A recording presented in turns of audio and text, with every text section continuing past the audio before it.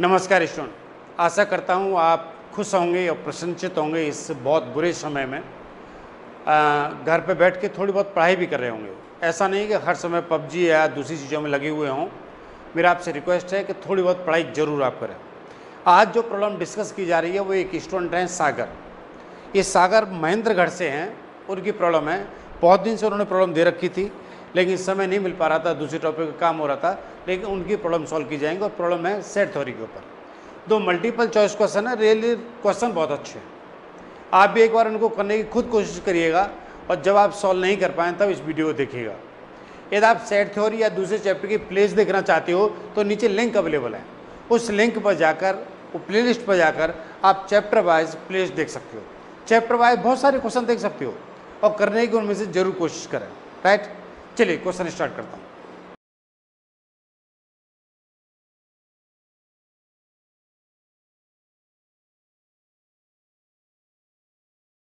Student, इस question में आपको दो सेट दे रखे हैं और दोनों का डिफरेंस पूछ रहा है, और डिफरेंस भी वो पूछ रहा है इन फॉर्मेट में। आंसर ये होगा या आपके पास आंसर ये होगा या ये होगा या ये होगा, आपके बताना। ठीक है ना। यहाँ पर आपको समझना होगा कि पहले a माइनस बी क्या होता है, फिर आपको समझ पड़ेगा ये कॉम्प्लीमेंट क्या होता है, ये b कॉम्प्लीमेंट है, उनका इंटरसेक्शन क्या होता है, ये इंटरसेक्शन b का होल कॉम्प्लीमेंट क्या होता है ना। a इंटरसेक्शन b का होल कॉम्प्लीमेंट किसके बराबर आता है, ये सारी बातें थोड़ी समझनी होंगी। ये सभी बातें डिपेंड होंगी टू द वेन डायग्राम। हमें वेन डायग्राम आता है तो ये बातें बहुत अच्छी तरह में समझ में आ जाएंगी। तो सारी बातों को थोड़ा समझते हैं। वैसे इस पर वीडियो अवेलेबल है, आपको पता है, आप चाहें तो जाके इन वीडियो को अच्छी तरह से देख सकते हो। राइट, चलिए क्वेश्चन स्टार्ट करते हैं। आपके पास ये सेट ए है जिसके एलिमेंट है मल्टीपल ऑफ 3। मैं इसको रोस्टर फॉर्म में लिख लेता हूँ। ये आएगा 3, 6, 9, 12, 15, 18 एंड सो ऑन। बी जो है 5 का मल्टीपल है, मीन्स 5, 10, 15, 20 एंड सो ऑन। ठीक है ना, ये एलिमेंट आएंगे। अब आपके पास a माइनस बी का क्या मीनिंग है, जरा ये समझें। a माइनस बी का क्या मीनिंग है? a माइनस बी का मीनिंग है कि सेट a में तो एलिमेंट होगा लेकिन b में नहीं होगा। इसका मतलब है कि सेट a में से a इंटरसेक्शन b वाले एलिमेंट माइनस कर दो। a माइनस बी का मतलब है कि इन दोनों में जो इंटरसेक्शन एलिमेंट है ना, तो दोनों में कॉमन एलिमेंट्स हैं, उनको आप माइनस कर दो। किस में से? a में से। यदि वो आपसे b माइनस ए पूछता तो क्या करते कि इन दोनों के इंटरसेक्शन में से जो एलिमेंट हैं उनको b में से माइनस कर दो, तो b माइनस ए आ जाता। लेकिन यहाँ क्या पूछ रहा है? a minus B. तो a माइनस बी के लिए क्या होगा कि इन दोनों में जो इंटरसेक्शन एलिमेंट हैं उनको a में से माइनस कर दो। ठीक है, क्या बचेगा? ये बचेगा 3, 6, 9, 12, 18 एंड सो ऑन। क्या क्या नहीं आएगा यहाँ पर? 15 नहीं आएगा, 30 नहीं आएगा, 45 नहीं आएगा इस सेट में। ठीक है, तो ये एलिमेंट आएंगे। अब आपको ये देखना पड़ेगा कि ये जो एलिमेंट्स आ रहे हैं वो किसके बराबर होंगे, इसके बराबर होंगे, इसके बराबर होंगे या इसके बराबर होंगे। जरा देखें, ए इंटरसेक्शन बी के बराबर तो नहीं होंगे, क्योंकि इंटरसेक्शन निकालेंगे तो केवल क्या आएगा? 15 आएगा, 30 आएगा, तो वो तो इसके बराबर नहीं आएगा। अब ये जरा देखा जाए कि ए इंटरसेक्शन बी डैश क्या होगा। अब यहाँ पर देखा जाए कि ए इंटरसेक्शन बी डैश क्या होगा, इन दोनों का इंटरसेक्शन क्या मिलेगा। इसके लिए आपको देखना पड़ेगा कि ये कॉम्प्लीमेंट क्या होता है। तो कॉम्प्लीमेंट बनाने के लिए जरूरी है हमारे पास यूनिवर्सल सेट होना। कॉम्प्लीमेंट सेट हम तभी बना सकते हैं जब हमारे पास यूनिवर्सल हो। मान लेता हूँ यूनिवर्सल यहाँ पर नेचुरल नंबर्स हैं। नेचुरल नंबर है जिसमें क्या आ रहा है? 1 भी आ रहा है, 2 भी आ रहा है, 3 भी आ रहा है, 4 भी आ रहा है, 5 भी आ रहा है, 6 भी आ रहा है, 7, 8, 9 और 10 इस तरह से नंबर आ रहे हैं। 11 भी आ रहा है, 12 भी आ रहा है एंड सो ऑन। ठीक है, अब आप यहाँ से पूछा जाए कि जरा बी डैश निकालिए, तो बी डैश में क्या आएगा? बी डैश में वो एलिमेंट आएंगे जो कि बी में, सॉरी एन में तो हैं, कह रहे हैं इन एलिमेंटों को आप इनमें से माइनस करोगे। मैंने क्या कहा? बी डैश का मतलब होता है कॉम्प्लीमेंट ऑफ द बी, और कॉम्प्लीमेंट ऑफ बी कैसे निकालता है कि यूनिवर्सल में से, यूनिवर्सल एन है, एन में से बी माइनस कर दो, मतलब इनको माइनस कर दो। तो इनको माइनस करोगे तो क्या बचेंगे? ये बचेंगे 1 बचेगा, 3 बचेगा, सॉरी 1 बचेगा, 2 बचेगा, 3 बचेगा, 4 बचेगा, 5 नहीं बचेगा, 6 आएगा, 7 आएगा, 8 आएगा, 9 आएगा और 10 नहीं आएगा, 11 आएगा, 12 आएगा, एंड सो ऑन आएंगे। ये क्या आ गया, बी डैश आ गया। अब बी डैश और ए का क्या निकालिए, इंटरसेक्शन निकालिए। तो इन दोनों का इंटरसेक्शन क्या आएगा, इन दोनों का इंटरसेक्शन ये एलिमेंट आएंगे, लेकिन 15 तो नहीं है इसमें। इंटरसेक्शन क्या आएगा, 3 आएगा, यहाँ पर भी 3 है, 1 2 तो नहीं है, और क्या आएगा, 6 आएगा, और क्या आएगा, 9 आएगा, ठीक है, और 12 आएगा, लेकिन 15 नहीं आएगा, और क्या आएगा, 18 आएगा। तो आप देख रहे हैं कि ये जो चीज़ है वो किसके बराबर आ रही है, इसके बराबर आ रही है।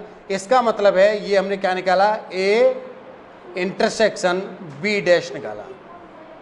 तो a माइनस बी जो है वो किसके बराबर आ रहा है, वो a इंटरसेक्शन b डैश के बराबर आ रहा है। ये मैंने आपको बिना वेन डायग्राम के बात को समझा दिया कि a माइनस बी जो है वो इसके बराबर होगा। आप समझ गए, कॉम्प्लीमेंट। कॉम्प्लीमेंट होने का मतलब है यूनिवर्सल में से। यहाँ पर मैंने यूनिवर्सल क्या ले लिया, नेचुरल नंबर्स, और नेचुरल नंबर में से मैं b को माइनस कर दूं तो क्या हो जाएगा, b डैश आ जाएगा, मतलब b का कॉम्प्लीमेंट आ जाएगा। अब मैंने b का कॉम्प्लीमेंट और a का इंटरसेक्शन निकाला, मतलब ये चीज़ निकाली, तो ये चीज़ के एलिमेंट ये आ रहा है, ये एलिमेंट और ये एलिमेंट दोनों क्या सेम है। इसका मतलब है ये दोनों सेट आपस में क्या है, इक्वल है। क्लियर है बात, ठीक। अब जरा इस कहानी को आप दूसरी तरह से कैसे समझ सकते हो, दूसरे तरीके से आपके पास क्या तरीका हो सकता है जिससे बात बहुत जल्दी समझ में आ जाए, ठीक है, इतना समय नहीं लगे। उसके लिए ज़रूरी है कि आपके एक रेक्टेंगल बनाते हो जब, तो ये जो रेक्टेंगल बनता है, ये रेक्टेंगल हमेशा यूनिवर्सल को रिप्रेजेंट करता है, ठीक। और अब आपको देखना होगा कि ये सेट ए को रिप्रेजेंट करता है, ये सेट क्या करता है, बी को रिप्रेजेंट करता है। कुछ भी एलिमेंट हो सकते हैं यहाँ पर, ठीक है, सेट ए में सेट बी में कोई भी एलिमेंट हो सकते हैं। ये ए है और ये क्या है, बी है। अब आपको a माइनस बी बताना है, तो इसका मतलब क्या होता है कि इस a में से हम क्या माइनस करते हैं, ये इंटरसेक्शन माइनस करते हैं, तो a माइनस बी आ जाएगा।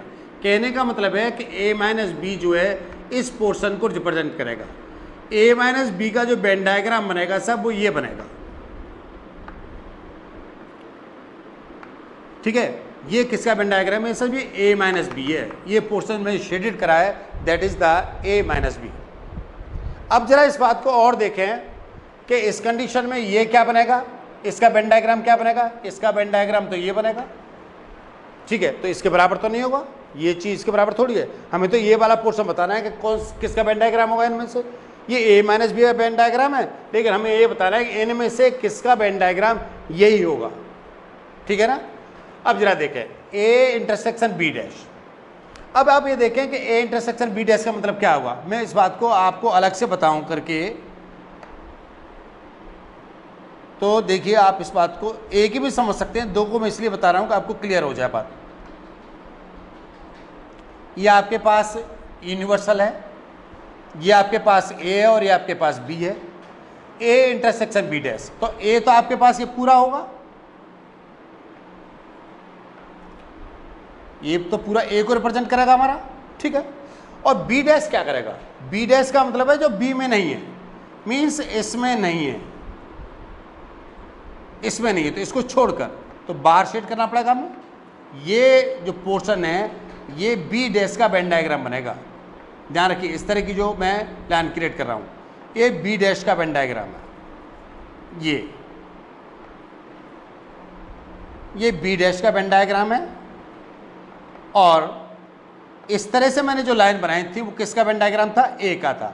इन दोनों का इंटरसेक्शन कौन सा पोर्शन होगा, जहां पर चेक बनना है। और चेक कहां पर बनना है, चेक यहां पर बनना है,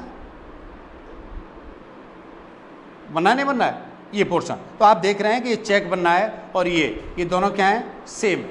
हमें यही चीज चाहिए, a माइनस बी का वेन डायग्राम और a इंटरसेक्शन b डैश का वेन डायग्राम और a माइनस बी का वेन डायग्राम दोनों क्या हैं, सेम है। तो a माइनस बी किसके बराबर आएगा, a इंटरसेक्शन b डैश के बराबर आएगा, ठीक है। तो आप वेन डायग्राम से बहुत जल्दी आंसर दे सकते हो। आप कह सकते हो इसका वेन डायग्राम क्या होगा, बस ये यूनिवर्सल होगा, ये a होगा, ये b होगा, a डैश का मतलब जो a में नहीं है, ये a और ये b है, a में नहीं है, that is the a dash, ये a डैश आएगा, ये पूरा क्या आएगा, a डैश, इधर से जो लाइन बनाई जा रही है वो सब ए डैश है, ठीक है जी। बी डैश कौन सा आएगा? बी डैश आएगा जो बी में नहीं है, मतलब ये।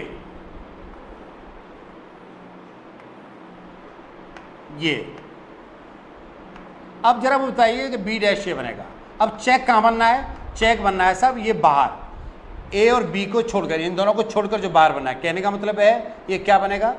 ये बनेगा ए यूनियन बी का होल कॉम्प्लीमेंट।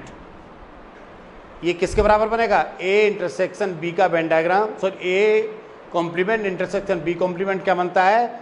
ए यूनियन बी का होल कॉम्प्लीमेंट। आप इस बात को ऐसे भी लिख सकते हो कई बार, और ये थ्योरम है कि ए यूनियन बी का whole complement, A complement intersection क्या होता है? B complement. ये डिमॉर्गन थ्योरम ही है। आप इसी तरह से आप ए यूनियन बी का ए इंटरसेक्शन बी का वेन डायग्राम बनाना चाहते हो, ए इंटरसेक्शन बी का वेन डायग्राम होगा ये, और इसका कॉम्प्लीमेंट निकालोगे तो इसको छोड़कर बाकी जो पोर्शन आएगा जहाँ पर शेड करेंगे वो इसका क्या बनेगा? वेन डायग्राम बनेगा। तो मैं आपको ये समझा चुका हूँ, ये आप समझ गए होंगे कि ए माइनस बी का वेन डायग्राम किसके बराबर आ रहा है? वो ए इंटरसेक्शन बी डैश के वेन डायग्राम के बराबर आ रहा है। तो आप कह सकते हो कि ए माइनस बी जो है वो इसके बराबर आएगा, ठीक है। एमसीक्यू क्वेश्चन था, लेकिन आप जिन बातों को बहुत अच्छी तरह समझ रहे हैं तो आप आंसर सेकंडों में दे सकते हो, आपको कोई प्रॉब्लम नहीं आएगी। आप क्वेश्चन बहुत अच्छी तरह समझ गए होंगे। इसके बाद एक क्वेश्चन और है बहुत अच्छा, ठीक है, उसको भी मैं बताऊंगा, आप एक बार इसे कॉपी कर लीजिए। आपने सेकंड क्वेश्चन में स्टूडेंट देखा होगा कि सेट ए में नंबर ऑफ एलिमेंट एम है।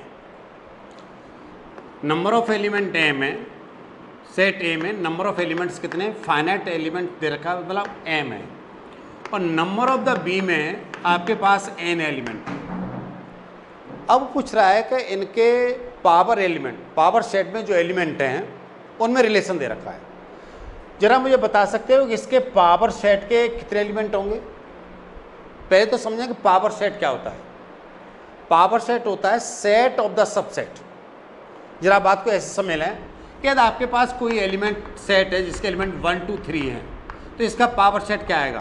इसका पावर सेट आएगा साहब, इसके सबसेट बनाओ आप, तो 1 एक सबसेट आएगा, 2 एक सबसेट आएगा, 3 एक सबसेट आएगा, 1 2 एक सबसेट आएगा, ठीक है, और 1 3 एक सबसेट आएगा, 1 3 2 3 एक सबसेट आएगा, 1 2 3 एक सबसेट आएगा, ये एज इट आ जाएगा, और एक 5 होगा। 5 भी क्या होगा? इसका एक सबसेट होगा। कितने बने? 1 2 3 4 5 6 7 और 8। इन सभी सबसेटों को यदि करली ब्रैकेट के अंदर बंद कर दिया जाए तो ये क्या बन जाएगा? पावर सेट बन जाएगा। पावर सेट का मतलब होता है set of the subset of A set. इस सेट के सबसेटों का एक सेट बना देना, that is the power set, ठीक है। अब पावर सेट का ये एलिमेंट है, ये एक एलिमेंट है, दूसरा एलिमेंट ये है, तो how many element? Number of power set of A. इस पावर सेट में कितने एलिमेंट हैं? ये एलिमेंट होंगे स्टूडेंट्स के, इसमें जो एलिमेंट है ना ए में, उसकी पावर लगा दी जाए, 2 की पावर लगा दी जाए। यदि यहाँ पर 3 एलिमेंट हैं तो पावर सेट ए में कितने एलिमेंट होंगे? होंगे 8 एलिमेंट। अब आप ये कह सकते हो कि सेट ए में एम एलिमेंट हैं, तो number of the power set of A में कितने एलिमेंट होंगे? आपका आंसर होगा 2 की पावर एम। समझ गए? ध्यान रखिएगा, यदि यहाँ पर 2 एलिमेंट होते तो 2 की पावर 2 4, तो इसके 4 सबसेट बनते, तो पावर ऑफ ए में 4 एलिमेंट होते, ठीक है। यहाँ पर 3 एलिमेंट हैं तो इसके सबसेट कितने? 8 हैं, तो पावर ऑफ ए के जो एलिमेंट बोले जाएंगे वो 8 एलिमेंट बोले जाएंगे। उसी तरह से सेट बी में n एलिमेंट हैं, आपसे पूछा जाए power of the B, set में कितने एलिमेंट होंगे, तो आपका आंसर कितना होगा? आपका आंसर होगा 2 की पावर n। वो ये कह रहा है क्वेश्चन में कि इसके पावर ऑफ एलिमेंट 48 ज़्यादा है इससे। कहने का मतलब है इसमें 48 ऐड और कर दिए जाए तो ये दोनों बराबर हो जाते हैं। इसके पावर ऑफ एलिमेंट 2 की पावर m है, इसके पावर ऑफ एलिमेंट 2 की पावर n है, इसके पावर ऑफ एलिमेंट ज़्यादा हैं, कितने? 48 इससे, तो मैंने क्या करा? 48 इसमें ऐड कर दिया, तो ये दोनों बराबर हो गए। अब इस इक्वेशन को सॉल्व करके आपको m और n बताना है। प्रॉब्लम ये क्रिएट हो गई। अब ये इक्वेशन कैसे सॉल्व हो वो एक अलग बात हो सकती है, सॉल्व करने के डिफरेंट तरीके हो सकते हैं, राइट। अब जरा इसे कैसे सॉल्व करेंगे जरा समझें। देखिए ये इसको आप इधर ले आइए तो आप इसे कह सकते हो 2 की पावर n माइनस 2 की पावर n इक्वल टू 48 है। आप 48 के फैक्टर करेंगे तो कितना आ जाएगा, ये आ जाएगा 2, 24, 2, 12, 2, 6, 2, 3, ये हो जाएगा आपके पास 2 की पावर 4 और 3, इतना आ जाएगा। बात समझ आ गई। 2 की पावर 4 और कितना हो जाएगा 2 की पावर 4 इंटू 3, इतना हो जाएगा। और इसे आप क्या कर सकते हो, इसे कह सकते हो 2 की पावर m माइनस 2 की पावर n इक्वल टू 2 की पावर 4। आप इसे कह सकते हो 3 को 4 माइनस 1, आप ऐसा कह सकते हो इसको, ठीक है। आप इसको थोड़ा सा ऐसा भी कह सकते हो कि 2 की पावर n माइनस 2 की पावर n इक्वल टू 2 की पावर 4, है ना। इसे लिख सकते हो 2 की पावर 2 माइनस 1, ऐसा भी लिख सकते हो, ठीक है। अब आप इसे लिख सकते हो 2 की पावर m माइनस 2 की पावर n इक्वल टू 2 की पावर 6 माइनस 2 की पावर 4, आप ऐसे भी लिख सकते हो उसको, कोई प्रॉब्लम नहीं है। आप इसे सीधा कंपेयर कर सकते हो, यहाँ पर 2 की पावर m है तो 2 की पावर 6 है, यहाँ 2 की पावर n है, यहाँ 2 की पावर 4 है, तो आप कह सकते हो कि m जो है 6 होगा और n जो है वो आपके पास क्या होगा 4 होगा। तो m और n की वैल्यू जो है वो 6 और क्या आएगी 4 आएगी। शायद आप समझ गए होंगे कि इस तरह की कैलकुलेशन कैसे करी जाए जब आपके पास m और n दो अननोन क्वांटिटी हों और इक्वेशन केवल एक हो, ठीक है ना।